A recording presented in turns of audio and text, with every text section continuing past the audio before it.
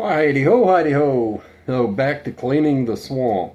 You know, I always have these thoughts that come to mind when I'm studying um, Torah or Zohar.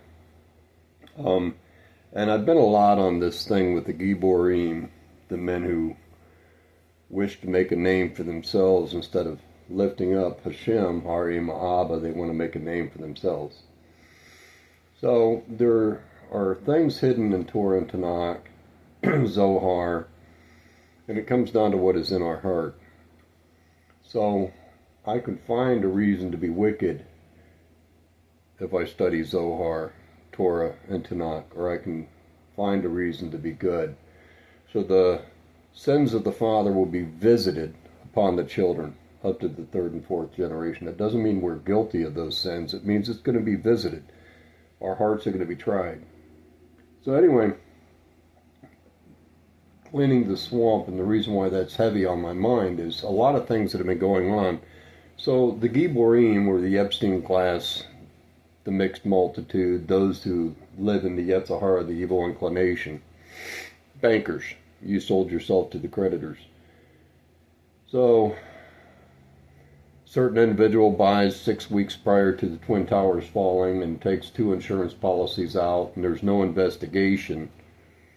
They didn't claim any of the material to be able to investigate the material from the Twin Towers. So was it cleaning the swamp? Well, what happened to all the paperwork that was in the Twin Towers? And building number 7, that most people seem to forget, was also demolished the same day. Fell on its own footprint, as if it was controlled explosives. So anyway, cleaning the swamp. So many of us have heard the saying, I'm swamped with paperwork.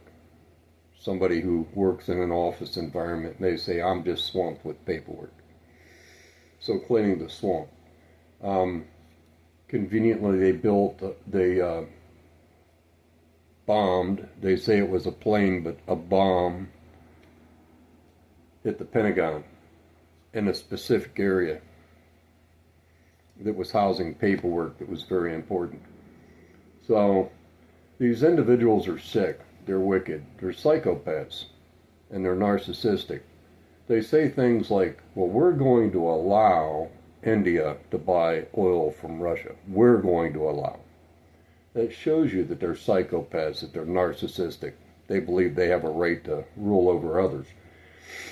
The same individuals that told women back in the day, pick up your torch of freedom, alluding to their idol, the Statue of Liberty, pick up your torch of freedom and light it to get women to smoke cigarettes. The same ones that tell women to claim their autonomy in a way that is wicked. So it's your body, it's your choice. So you can go out and sleep with whoever you want. So the same Giborim, bankers, creditors, have money. So they'll brag and say, all I got to do is give that stupid broad a diamond and she'll spread her legs. That's the mentality that you're dealing with. The same ones that want to take pictures of your children and have yearbooks for Pizzagate. Same men. So the same ones that can make footage disappear long enough to put a body in a room and take a living man out and take him to where he's safe, because after all, he's part of the protected. So, he just miscapears, grows a beard and a mustache, and miscapears into another portion of land. Like, nothing like that could happen, could it?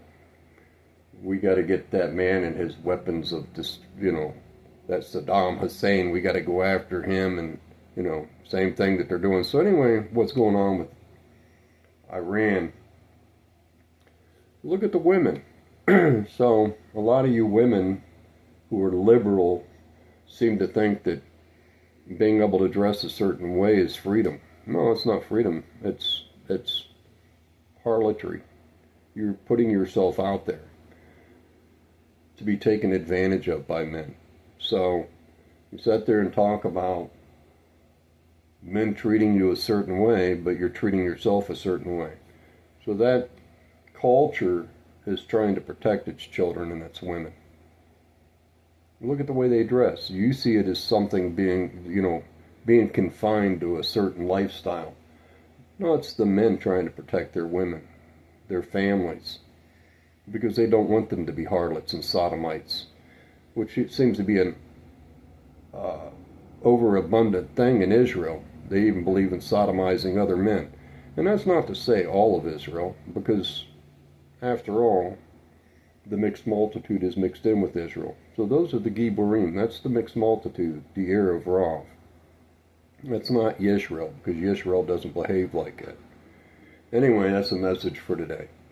Cleaning the swamp, draining the swamp. It has to do with papers. It has to do with evidence and destroying evidence. God bless. Much love.